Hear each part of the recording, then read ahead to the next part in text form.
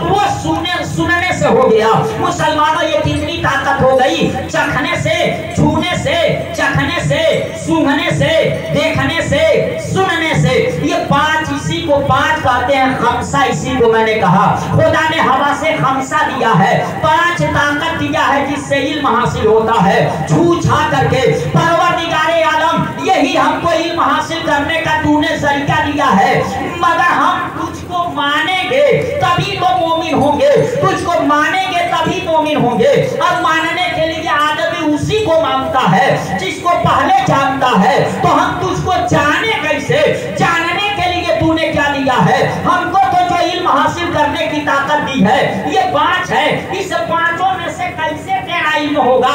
हम तुझको छू नहीं सकते, तू जिसको जिस्मानियात से पाक है, मकानो मकानियात से पाक है, हद और हुदूद से पाक है, इसलिए हम तुझको छू भी नहीं सकते, अब तुझको देख भी नहीं सकते, अब तुझको चख भी नहीं सकते। तू चखने की चीज नहीं है, तू छूने की चीज नहीं है, तू देखने की चीज नहीं है, तू सूंघने की चीज नहीं है। फिर हम तेरा इल्म कैसे हासिल करें? और जब तक तेरा इल्म नहीं होगा, जब तक हम तुझे जानेंगे नहीं, तब तक तुझे मानेंगे नहीं। तो तू ही बता दे अपनी मार्फत के लिए तूने क्या दिया है? तो जवाब मिला, अरे छूने के लिए मैंने कुव्वते लामसा दे दी, चखने के लिए कुव्वते जायका दे दी, और सूंघने के लिए कुव्वते शामा दिया, और सुनने के लिए कुव्वते सामिया दिया, और देखने के लिए कुव्वते बासरा दिया, और अपनी मार्फत के लिए मैंने मुस्तफा दिया है, नबियों को दिया है और रसूलों को दिया है। मुझे जानना है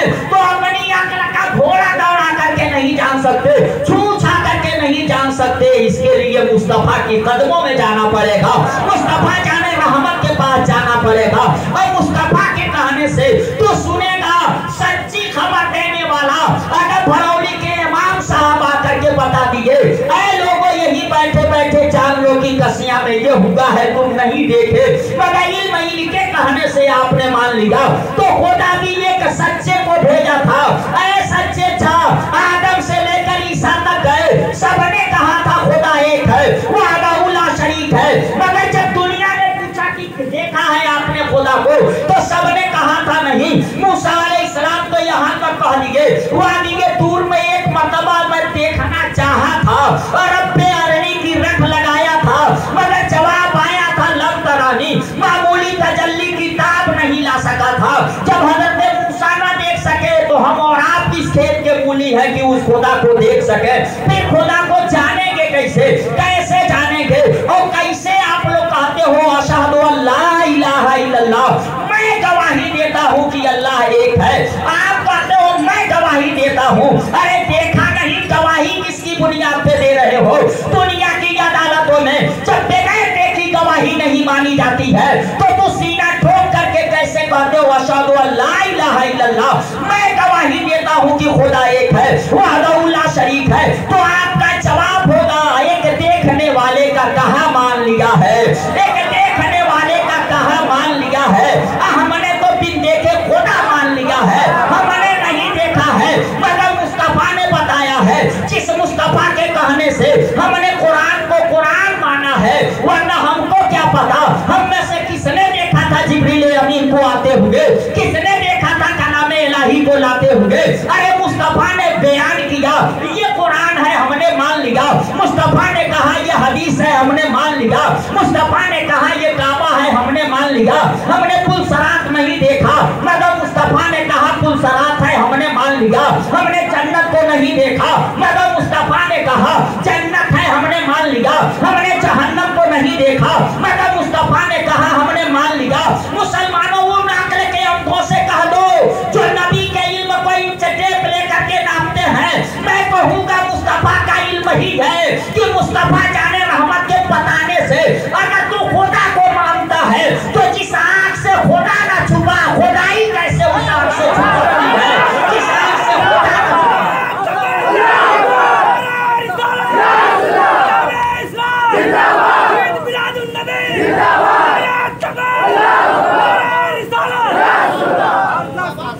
अगर मुस्तफा नहीं आते तो हमको एक खुदा का पता नहीं मिलता। तभी बरेली के ताजदार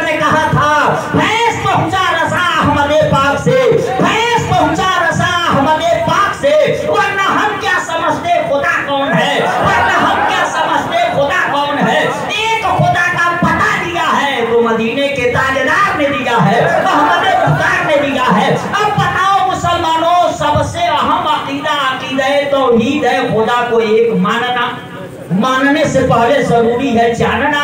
अब जानने के लिए खुदा ने मुस्तफा दिया है, तो पता चला खुदा से पहले मुस्तफा को मानो, और जो मुस्तफा को मानेगा वो मुस्तफा की मानेगा, और जो मुस्तफा की मानेगा तो मुस्तफा के कहने से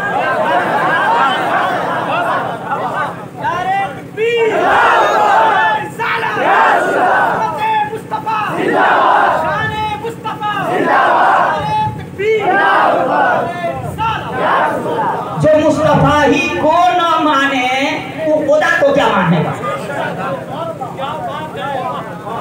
ऐसे लोगों से तो मैं कहता हूं कि मुस्तफा को अगर हटा दो तो मुझको सिर्फ इतना बता दो तेरे पास दलील क्या है कुरान के बारे में कि ये खुदा का कलाम।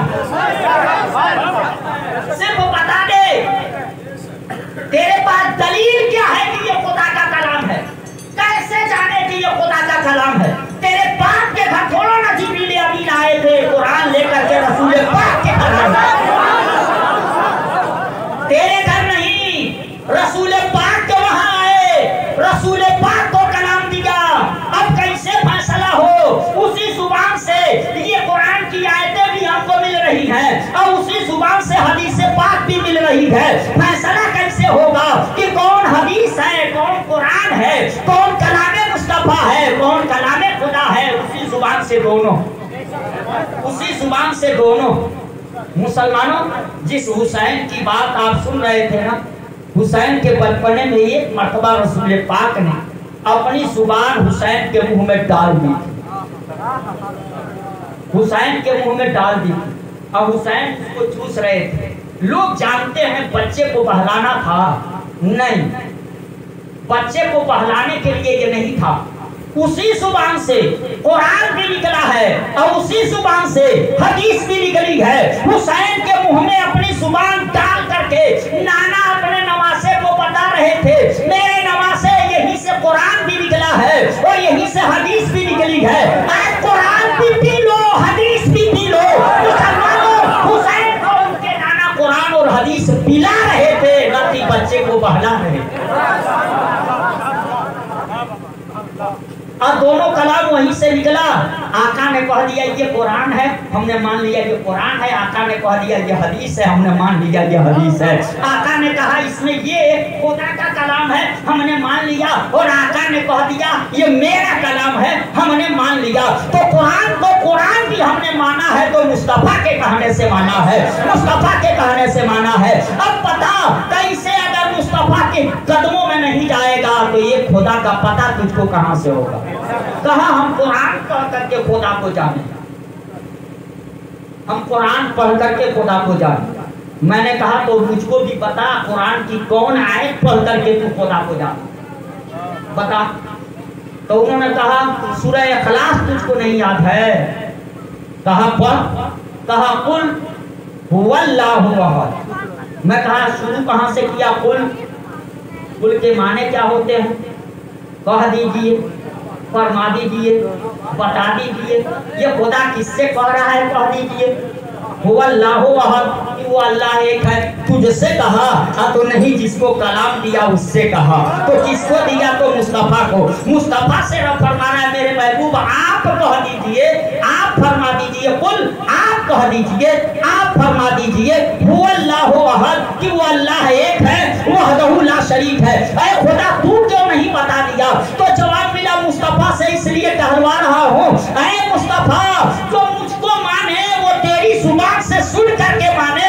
मुझको ये गवारा ही नहीं है कि तुझको छोड़ करके आए और मुझको माने। वो मानना नहीं है। अब उसका मानना मेरी बारगाह में कबूल नहीं है। मैंने तुझसे कहा है कि तू बता दो कि खुदा एक है, ताकि जो आए मुझको मानने के लिए वो पहले तुझको माने, फिर तेरे कहे हुए को माने। तो पता चला सबसे जरूरी हुआ ना खुदा की मार्फत के लिए, सबसे जरूरी हुआ मुस्तफा का जानना। जरूरी हुआ कि नहीं हुआ, सबसे जरूरी हुआ। यही वजह है कि मेरे आका की जाहिरी जिंदगी कितने दिन की, जिंदा तो आज आका आज भी है, आज भी बरेली के ताजेदार फरमाते हैं, तू जिंदा है वल्लाह, तू जिंदा है वल्लाह, मेरी चश्मे आलम से छुप जाने वाले। अगर जिंदा नहीं होते तो फिर हम लोगों की कब्रों में आएंगे, ये हमारा अकीदा है। मुसलमानों कैसे आएंगे? जिंदा हैं तभी तो आएंगे, और आते हैं आशिकों के घर में। जरा आप अंदाजा लगाइए, सोचिए मुसलमानों, तो मेरे आका की जाहिरी जिंदगी कितने दिन तक, कितने दिन तक, कितने दिन की? 63 साल, 63 साल। अब मेरे आका ने नबूवत का ऐलान कब किया? इस 63 साल में मेरे आका ने नबूवत का ऐलान कब किया? नबूवत का ऐलान आका ने कब किया? 40 साल, 40 साल। यही तो आकर के लोगों को धोखा हो गया कि कितने लोग कहने लगे 40 साल के बाद नबूवत हुई। इसीलिए कुछ कहते हैं आप लगे अंदर कि उनको 40 साल के बाद नबूवत हुई। मेरे आका इमामुल अंबिया ना, आका इमामुल अंबिया ना, वो ऐलान किए थे 40 साल पर। अली सालिम कहता है कि 40 साल पर उनको नबूवत मिली। अगर नबूवत इससे पहले मिली थी, नबी थे, तो पहले दावत का काम क्यों नहीं किया? पहले दावत का काम क्यों नहीं किया? 40 साल के बाद ही दावत का काम क्यों किया? 40 साल के बाद ही खुदा की वहदानियत का ऐलान क्यों किया? पहाड़ की चोटी से लोगों को बुला करके 40 साल की ही उम्र में, गोया उससे पहले वो नबी नहीं थे, 40 साल की उम्र में नबूवत मिली। मुसलमानों ये कहते हैं, मगर मुसलमानों मैं कहता हूँ नबी तो उस वक्त नबी थे जब आदम अलैहिस्सलाम अभी आबो गिल की मंजिलें तय कर रहे थे। मेरे आका ने फरमाया कुन तो नबी आदम बैनल माए वती, मैं तो उस वक्त नबी था जब आदम अलैहिस्सलाम का पुतला भी नहीं बना था। आदम अलैहिस्सलाम आबो गिल की मंजिलें तय कर रहे थे। अब तू कुरान मानने की बात करता है सालिम, अगर कुरान तू मानता है तो मानने की तरह मान। कुरान मुकद्दस खोल करके देख लेना, हजरत मरियम जिनकी शादी नहीं हुई थी, उन्हीं से हजरत ईसा अलैहिस्सलाम पैदा हुए। उन्हीं से हजरत ईसा अलैहिस्सलाम पैदा हो गए ना। और जब हजरत ईसा अलैहिस्सलाम पैदा हो गए तो दुनिया वालों ने क्या हजरत मरियम को छोड़ दिया? छोड़ा? इल्जाम लगाया ना, है मरियम बड़ी पाकबाज बनती थी, बड़ी पाक बनती थी। अब तेरी शादी नहीं हुई, बच्चा कहां से लेके चली आई? बगैर शादी के ये बच्चा कहां से लेके चली आई? तो उनको थोड़ी सी छेक महसूस हुई ना हजरत मरियम को। रब्बे कायनात ने फरमाया मेरी बंदी, अगर बगैर बाप का बेटा देना मुझको आता है तो ऐसी औरतों की इज्जत और आबरू बचाना भी मुझे आता है। तुझे घबराने की जरूरत नहीं। अगर तुझसे दुनिया वाले पूछ रहे हैं कि तेरी शादी नहीं हुई, शौहर नहीं है, तो ये बच्चा कहां से लेकर के आ गई, तो उनसे कह दो हमसे काहे को पूछ रहे हो, इस बच्चे ही से पूछ लो कहां से आया। इस बच्चे ही से पूछ लो कहां से आया है। हजरत मरियम से जब लोगों ने कहा मरियम तेरी शादी नहीं हुई, बच्चा कहां से लेके चली आई? बड़ी पाकबाज बनती थी, बच्चा कहां से आ गया बगैर शादी के? तो हजरत मरियम ने इशारा किया इसी से पूछ लो, अभी 3 दिन के हैं, 3 दिन का बच्चा बोलेगा, 3 दिन का बच्चा बोलेगा। हजरत मरियम ने जब इशारा किया तो लोगों ने कहा मरियम इससे बच जाओगी, भाई 3 दिन का बच्चा बताएगा कि मैं कहां से आया हूं, कैसे आया हूं। कहा अरे पहले पूछ लो तो। जब पूछा लोगों ने तो अभी देखिए बचपना है हजरत ईसा अलैहिस्सलाम का, और पटरौना के मौलवी को ना मानना, जाकर के इसी वक्त तो कुरान खोलना। जब पूछा था हजरत ईसा अलैहिस्सलाम से सालिमों ने, अभी बचपना है, दूध पी रहे हैं, मगर हजरत ईसा अलैहिस्सलाम ने उनकी सवाल का जवाब क्या दिया था? उन्होंने कहा था इन्नी अब्दुल्लाह है, मैं अल्लाह का बंदा हूँ, वादानियल किताब, और सिर्फ अल्लाह का बंदा नहीं हूँ, खुदा मुझे किताब दे दिया है, किताब अता किया है, यानी नबी मैं बन करके आया हूँ। मुसलमानों कौन सी किताब लेकर के आए थे? तो जवाब मिला किताब पढ़ करके आए थे, और इबारत उसकी ज़रूरत पड़ने पर आएगी, इबारत ज़रूरत पड़ने पे आएगी, ये उसको पढ़ करके आए हैं। कुरान मुकद्दस है, माजी का सेगा इस्तेमाल किया है हजरत ईसा अलैहिस्सलाम ने। काला अब्दुल इन्नी अब्दुल्लाह व आतानियल किताब, मैं अल्लाह का बंदा हूँ और सिर्फ बंदा नहीं हूँ, आतानियल किताब, खुदा ने मुझे किताब दिया है, यानी मैं नबी हूँ। तो ईसा अलैहिस्सलाम पैदा हो तो नबी बन करके पैदा हो, और जो नबियों का इमाम पैदा हो 40 साल के बाद नबूवत पाए, वो 40 साल के बाद नबूवत पाए। नबूवत का ऐलान 40 साल के बाद किया मेरे आका ने। क्यों 40 साल के बाद किया, उसकी वजह बता दूं, वजह बताऊं क्यों 40 साल पहले ही दिन से क्यों नहीं ऐलान कर दिया। उसकी वजह यह है कि रब ने फरमाया मेरे महबूब तुम तो नबी हो, पहले ही दिन से दावत का काम शुरू कर सकते, मगर दावत को कौन मानेगा, जो दावत देने वाले को मानेगा वही ना उसकी दावत को मानेगा, कहने वाले को जो मानेगा वही ना उसकी कही हुई बात को मानेगा, लेखक को जो मानेगा वही ना उसकी लिखी हुई बात को मानेगा। लेखक को मान लिया कि 1 नंबर का झूठा है तो उसकी बात को वो सही मानेगा। इसलिए रब ने फरमाया ऐ मेरे महबूब तुम तो पहले ही दिन से ये काम कर सकते हो, मगर नहीं, पहले तुम अपने को मनवाओ, और जब दुनिया तुझको मान ले तब तुम दावत का काम शुरू करना, ताकि उस वक्त दुनिया तेरी मान ले। जो तुझको मानेगा वही ना तेरी मानेगा। तो मेरे आका 40 साल तक अपने को मनवाए, और जब 40 साल मनवा लिए तब अल्लाह का हुक्म हुआ मेरे महबूब अब इतना दिन मनवा लिए हो, अब पूछो कि ये तुझको माने हैं कि नहीं। तो मेरे आका पहाड़ की चोटी पे खड़ा होकर के कहते हैं लोगों मेरी 40 साल जिंदगी तुम्हारे सामने, तुमने सुबह देखी है, मेरी शाम देखी है, दिन को देखा है, रात को देखा है, तजारत करते देखा, लेन देन करते देखा, तूने लोगों से मिलते जुलते देखा। इतना देखने के बाद बताओ तुम मुझको मानते क्या हो, क्या मानते हो। कोई नबी ने पहले अपने आप को 40 साल मनवाया कि जो मुझको मानेगा वही मेरी मानेगा, इसलिए पहले अपने को मनवाओ। तो मुस्तफा ने 40 साल अपने को मनवाया, और जब 40 साल मनवा लिया तो सबने क्या कहा, हम आपको सच्चा मानते हैं, आपको अमीन मानते हैं, 40 साल में कभी आपको झूठ बोलते नहीं पाए, इसलिए आप जो कहेंगे उसको हम सच मानेंगे। नबी ने अपने आप को मनवा लिया। तो जब लोगों ने कहा हम आपको सच्चा और अमीन मानते हैं, तो आका ने कहा मुझको सच्चा मानते हो तो मेरी बात को सही मान। कहा बिल्कुल मानेंगे। कहा मैं पहाड़ की जिस चोटी पे हूँ ना, यहाँ से मैं इधर भी देख रहा हूँ, इधर भी देख, अब तुम एक ही तरफ देख रहे हो, दूसरी तरफ नहीं देख रहे। अगर मैं तुमसे कह दूं कि पहाड़ की दूसरी साइड में जिधर तुम नहीं देख पा रहे हो उधर दुश्मनों की फौज है जो तुम पे हमला करना चाहती, तो बगैर फौज को देखे सिर्फ मेरे कहने से तुम मान जाओ क्या। तो लोगों ने कहा हाँ 40 साल आप झूठ नहीं बोले हैं, तो आप कहेंगे तो बगैर देखे हम मान जाएंगे। तब मुस्तफा ने कहा जब इतना मुझको मान रहे हो, मेरे कहने से बगैर देखे दुश्मनों की फौज को मान ले रहे हो, तो मेरे ही कहने से बगैर देखे खुदा को मान लो, क्योंकि खुदा और बंदों के बीच में मैं ऐसी जगह पे हूँ जहाँ से बंदों को भी देख रहा हूँ, खुदा को भी देख रहा हूँ। मेरे ही कहने से तुम खुदा को मान लो। क्या सब मान गए? जब आका ने इतना कहा तो सब मान गए? नहीं ना। 40 साल अपने को मनवाया था, तब दावत दिया तो अदावत हो गई।